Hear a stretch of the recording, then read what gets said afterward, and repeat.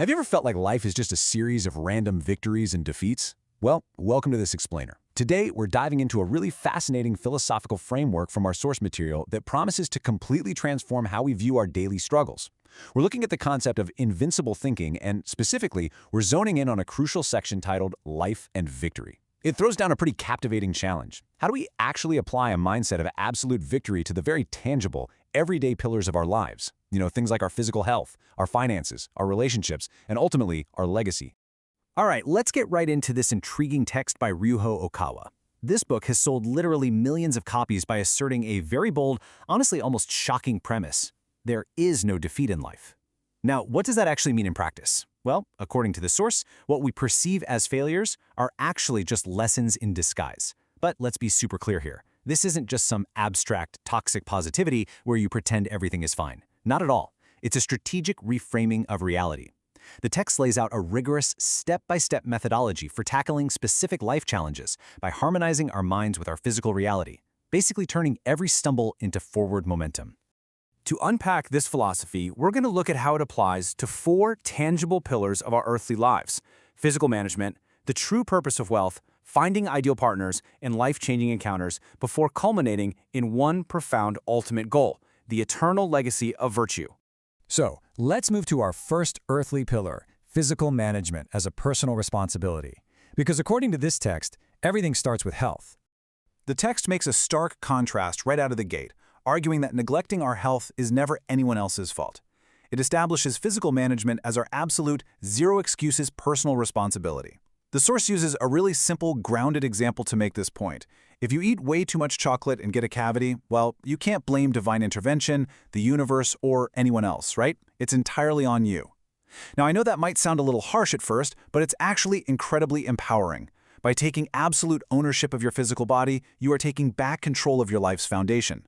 Effectively managing your body is really the mandatory first step to achieving any kind of victory in this world. And the author uses a really fascinating metaphor here to drive this home. Just think about it. Navigating life with a poorly maintained body is just as dangerous as riding a bicycle with broken brakes. Or imagine a young kid trying to ride a full-size adult bike with bent handlebars. It's dangerous, highly unstable, and virtually impossible to steer where you actually want to go. Your physical body is the primary vehicle for your life's journey. Trying to accomplish great things without maintaining that vehicle isn't just difficult, it's pretty much a recipe for disaster. The source heavily emphasizes that a strong physical state directly supports a strong mind. It actually likens body maintenance to packing your own parachute. Basically, if it fails, that's on you. The text shares this unforgettable anecdote about paratrooper training. Think about it. You would never let someone else pack your parachute when you're about to jump out of a plane, right? No way. Similarly, you simply shouldn't outsource the responsibility of your physical well-being. When you pack your own physical parachute through proper, daily habits, your mind doesn't have to waste energy on preventable physical anxieties. Your body and mind can harmonize perfectly, creating this solid foundation that lets you confidently soar through the rest of your life. All right, having mastered the physical body, we shift to the second pillar of life, wealth that enriches society. Let's see how this builds on that solid foundation. So the crucial point here is a massive paradigm shift. The text explains that wealth is like circulating blood within a healthy body. It naturally flows toward those who have ideas on how to use it to serve others. The source is absolutely clear that wealth is not inherently evil. In fact, it argues that in higher spiritual realms, a form of infinite wealth is naturally accessible to everyone. But here on Earth, money is simply a physical, measurable expression of providing value to society. If you want to attract wealth, you must first develop a concrete idea that benefits the public, execute it with real diligence, and then, this is key, allow that wealth to circulate back into society rather than just locking it away in some vault. The source brilliantly illustrates this concept using the historical example of Henry Ford. He built immense personal wealth, not by obsessively hoarding capital, but through a genuine desire to provide affordable vehicles to the masses. The text points out that Ford didn't set out just to get incredibly rich. His vision was that average factory workers should actually be able to afford the very cars they were building. By focusing entirely on mass contribution and enriching the lives of everyday people, massive wealth just naturally flowed toward his vision as a byproduct. The takeaway for us here is huge. We need to stop asking, how can I make money? And start asking, how can I solve a problem for the people around me? Ultimately, the text argues that wealth itself isn't selfish. Rather, it's a necessary, powerful tool that absolutely must be used by right-minded people to enrich society as a whole. This is a real game changer.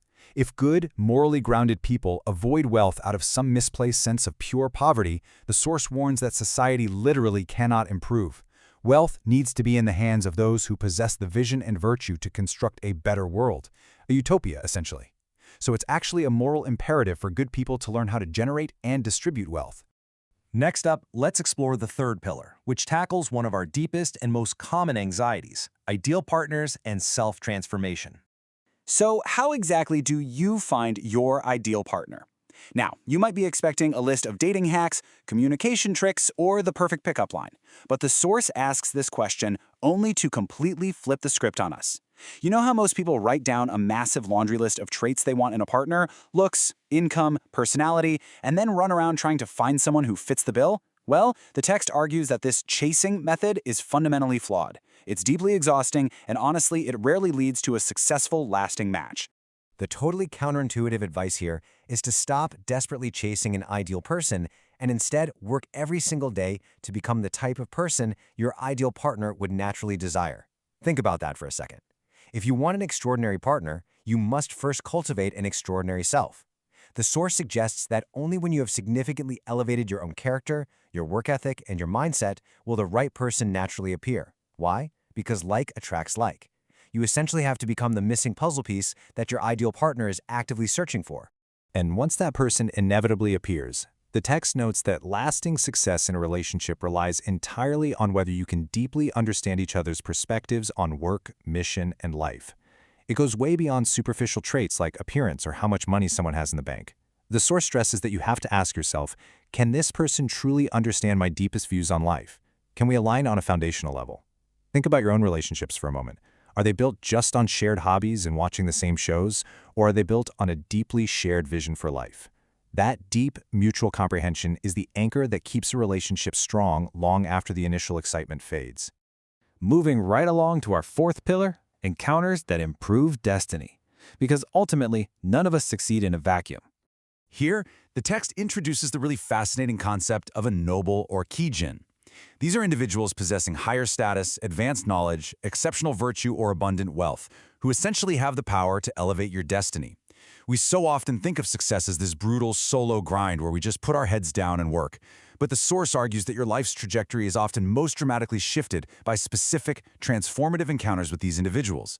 And they aren't necessarily royalty. They're mentors, guides, or uniquely positioned people who can pull you up to the next level of your potential far faster than you could ever climb on your own. The text actually reminds us of a brilliant traditional Chinese greeting. Have you met a noble recently? It's a powerful reminder that we must be acutely observant in our daily lives. The author strongly warns against being dunkan, which roughly translates to being insensitive, oblivious, or ungrateful. Real opportunities to meet these life-altering nobles happen to all of us.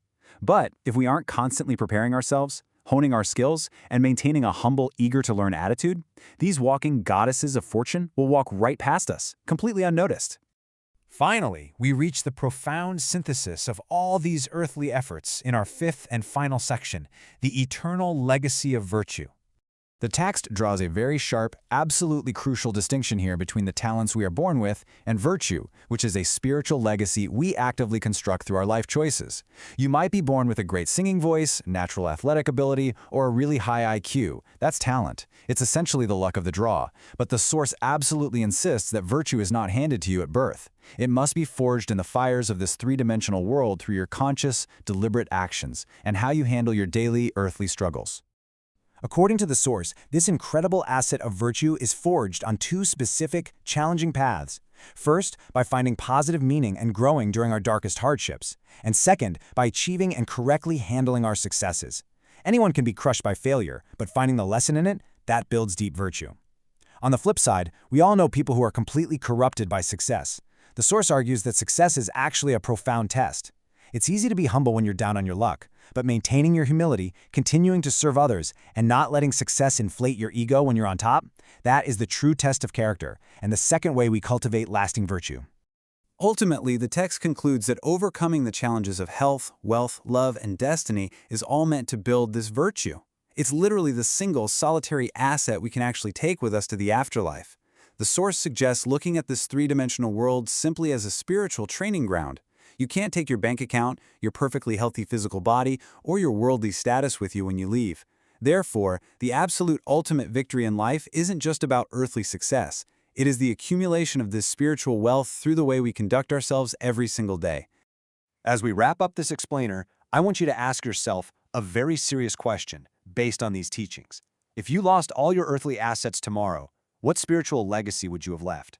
Are you using your health, your wealth, and your relationships merely to survive day to day? Or are you using them as tools to forge an invincible character? Because that is the true essence of invincible thinking. Thank you so much for joining me on this deep dive into the pillars of life. Keep learning, keep building your virtue, and I'll catch you next time.